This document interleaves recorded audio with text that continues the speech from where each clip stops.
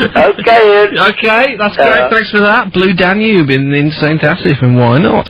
We've got Lynn to speak to. We've also got Jeff. Jeff.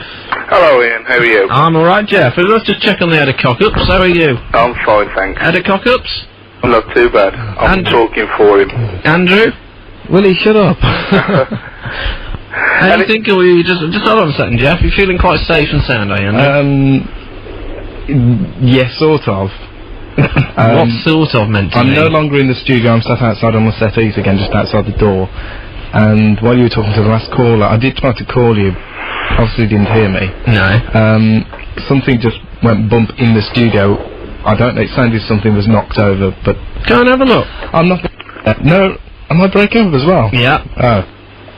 Go and have a look. Stop being such a tart about it. Or, okay, Jeff, sorry. Okay, in my story, a few years ago, my ex-girlfriend, her mother used to teach Italian students down at a place called Holloway Sanatorium, which was an old stately home type of thing that Lord Holloway owned in Surrey. It was a guarded place, and it was walled all around and patrolled. Just hold on a second. Yeah. Oh, you're back with me, are you? Yeah. So I've got Pete Clements with me now. Oh, and you won't go in on your own. Yep, don't you worry. Alright, alright. Sorry, Jeff, I could hear him wailing. That's okay. Okay, so, right. Anyway, she used to teach Italian students in the summer, and this place wasn't inhabited by anybody apart from security guards. So... Hello? Hiya, you still with us? Yeah, I was asked to go and cut some grass so they could play football on.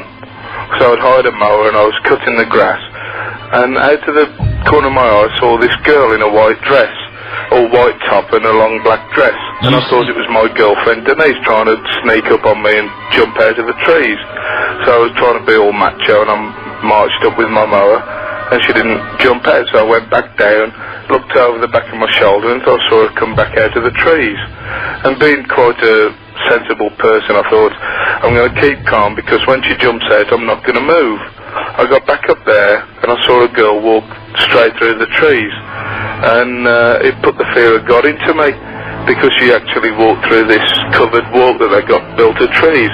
So I ran back up to the outbuilding where the family were. And Denise was sitting there, all in blue, having a lunch. And I said, okay, I've seen you down there. How come you've changed so quickly? And she said, what you on about? And looked at me like I got two heads. Oh, looks. And I said, well, you were just down there, weren't you, by the covered walk, collecting flowers? And she said, you what? I said, now, come on, let's have it straight now. You were just down there while I was cutting the grass? She said, I wasn't. So I went back down to cut the grass, looked around, no one was there, picked the mower back up and walked down, looked over my shoulder and I saw this girl again. Anyway, as I said, the place was guarded by security because it was a building that's worth £6 million or something ridiculous. You wouldn't want anyone nicking it, would you? Certainly not. And I went back down to the security guards after and I said, excuse me, were there any people in here earlier? And the bloke on the door said, no, of course not. I said, well, I've just seen a lady. He said, oh, was she collecting flowers? I said, yeah, that's right.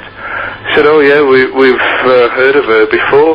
And all I can suggest it was somebody else or another spirit or something. But, you know, really put the wind up me. And I've been cynical about this for years, but it's always been with me since then. It's funny, isn't it? People are amazingly cynical and amazing non-believers until something happens one day. Absolutely. But, you know, I genuinely believe, I mean, to digress slightly, my father died in 1975, and he was always one of these guys that sort of pulled plugs out and turned lights off.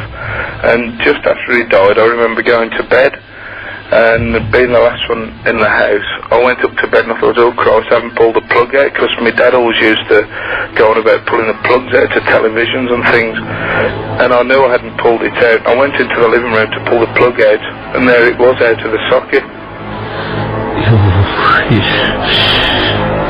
So, I mean, there's just no answer to that. Well, that's what I always say to people, Jeff, is you've got to make your own minds up about it. Thanks for that. Finally tonight we've got Lynn. Lynn? Hiya. Hiya, I'm running out of time very rapidly yeah, here. very quickly. two places. One called Thornby Hall in Northampton, Yeah. which used to be owned by the Wheels Tobacco people. I think it's rented out to the health spa. There's a room there where I had a really weird experience. Icy cold. Listen, are you If you can get there. Are you going to be around Friday? Yeah. Okay, well listen, we'll keep your number and we'll call you back on the free-for-all. Let's finally go and check with the head of Cock-Ups. Yes, it's all quieting down up here. I don't think there's anything up here at all. Nothing. No. You're completely convinced? Completely convinced there's no ghost in this building. What happened about that thing? Well, we can't say that anything has fallen over, but it may have been. There's double doors between each studio. It may have been. Those are the ones you hear closing on their own Yes. sometimes. I think, the air pressure and things just pulls the doors occasionally. I think it must have been that. I'm convinced. Okie dokie, thanks for that. Don't forget, the Malthouse Iron Bridge, a week on Friday. See you there. Bye.